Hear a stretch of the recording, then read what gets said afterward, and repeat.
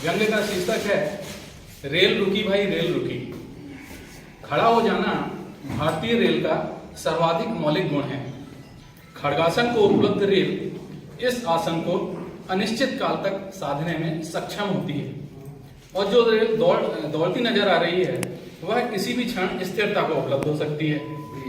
अपने मुकाम तक पहुंचने के पूर्व कोई रेलगाड़ी कितने बार खड़ी होगी और प्रत्येक बार कितनी देर तक खड़ी होगी, इसकी भविष्यवाणी अच्छे अच्छे ज्योतिषी भी नहीं कर सकते। हमारे देश में रेलगाड़ियां प्रमुख रूप से 3 स्थानों पर खड़ी होती पाई जाती हैं। पहला प्लेटफॉर्म पर, दूसरा आउटर पर और तीसरा रास्ते में कहीं भी।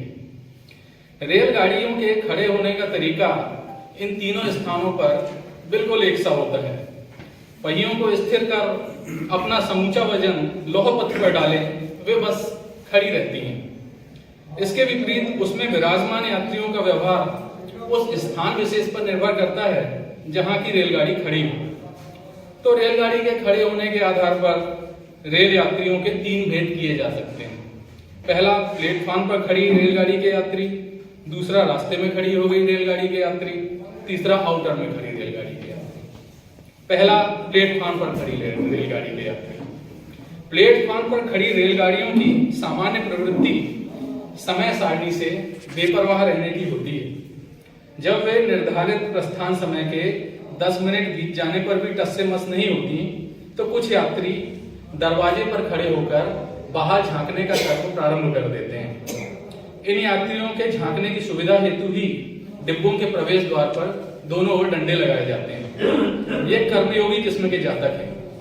बाहर झांकते इन यात्रियों की टकटकी गार्ड के डब्बे की तरफ लगी होती है। इन्हें दृढ़ विश्वास होता है कि इनके ऐसा करने के फलस्वरूप गार्ड के हृदय में दया भावों का प्रादुर्भाव होगा और वह तत्काल ही हरी झंडी दिखाना प्रारंभ कर देगा। कुछ समय पूर्व जब उद्घोषणा के बाद भी रेलगाड़ी स्टेशन में आने में नखरे कर रही थी, तब इन्हीं कर्मयोगियों ने प्लेटफॉर्म से उसके आगमन की दिशा में झांक झांक कर उसे आने पर मजबूर कर दिया था। रेल में कुछ भाग्यशाली और आलसी किस्म के यात्री बैठे होते हैं। वे इस दौरान अपनी सीटें नहीं छोड़ते। वे बीच बीच में राहत की सांसें अवश्य लेते हैं। ये सांसें बगल वाली ट्रेन के चल पड़ने और इसके फलस्वरूप सापेक्षता के सिद्धांत के तहत अपने वाली के चलने के भ्रम का परिणाम होती है। बहुत अच्छे दूसरे होते हैं रास्ते में खड़ी हो गई ट्रेन के यात्री। रास्ते में जैसे ही ट्रेन खड़ी होती है, कुछ विशेषज्ञ किस्म के यात्री मोर्चा संभाल लेते हैं। मेल निकाल रहा होगा, वे बताते हैं। यह जानकारी प्राप्त होते ही शेष यात्रियों को मेल के यात्रियों से ईर्ष्या होने लगती है। मेल क्या कोई लाट साहब है जो दनादन निकाल दी? हम खड़े ही हैं बेवकूफ भाई। वे कसमसा कर रह जाते हैं। उनमें से कुछ अगले बार मेल में ही बैठने की प्रतिज्ञा करते हैं, लेकिन जब वे मेल में बैठते हैं तो उसे खड़ा करके राजधानी को निकाला जाता है। तब वे अगली बार से राजधानी में बैठने का निर्णय करते हैं। एक एक करके सारी ट्रेनों को ट्राई करते करते यात्री वानप्रस्थ वाली उम्र में पहुंच जाता है। उसे वह ट्रेन तो नहीं मिल पाती जिसे खड़ा न किया जाता हो, किंतु इसके चक्कर में इस नश्वर संसार के मृग मरीचिका होने का विलक्षण ज्ञान उपलब्ध हो चुका होता है। इस तरह भारतीय रेल इंसान की सोच को आध्यात्मिक दिशा देने में महत्वपूर्ण भूमिका निभाती है। छोटी बड़ी सभी ट्रेनों को खड़े होने के समान अवसर प्रदान करने की रेलवे की नीति अत्यंत ही प्रशंसनीय है। यदि रास्ते में ट्रेन 5 मिनट खड़ी रह जाए तो कुछ यात्री नीचे उतर आते हैं। ये अन्वेषक प्रकृति के यात्री हैं जिनकी आकांक्षा रुकने का सही कारण पता लगाने की होती है। इन यात्रियों के द्वारा मौका ए पटरी पर मौजूद किस परिस्थिति से क्या निष्कर्ष निकाला जाता है, इस बारे में कोई प्रमाणिक शोध पत्र उपलब्ध नहीं है। यह हो सकता है कि वे उतरकर ट्रेन का लोड कम करना चाहते हों ताकि उसमें चरावैती का आत्मविश्वास पुनः जगाया जा सके।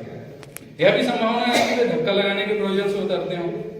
अब ट्रेन में बैठे भाग्यवादी और आलसी किस्म के यात्री इन अन्वेषक यात्रियों के जो बाहर खड़े हैं उनके हाव भावों के आधार पर ट्रेन कब चलेगी का अनुमान लगाते रहते हैं। तीसरे होते हैं आउटर में खड़ी ट्रेन के यात्री।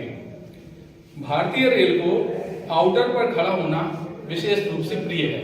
हम लोग देखते हैं हमारे छत्तीसगढ़ में तो ज्यादा ही है। भारतीय रेल को आउटर पर खड़ा होना विशेष रूप से प्रिय है। आउटर पर इसके खड़े होते ही विद्वान यात्री संभावित कारणों पर प्रकाश डालना प्रारंभ कर देते हैं, जैसे सिग्नल नहीं दिया, प्लेटफॉर्म खाली नहीं होगा इत्यादि।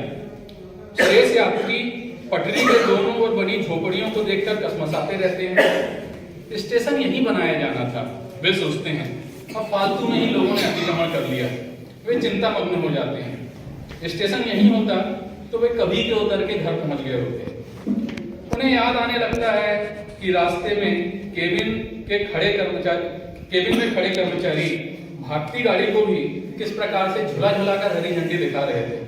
उनका मन उन अनजान कर्मियों के प्रति प्रेम और श्रद्धा से भर जाता है। आउटर वाले सिग्नल कर्मी को एक अज्ञात किस्म की नकारात्मकता जकड़े रहती है।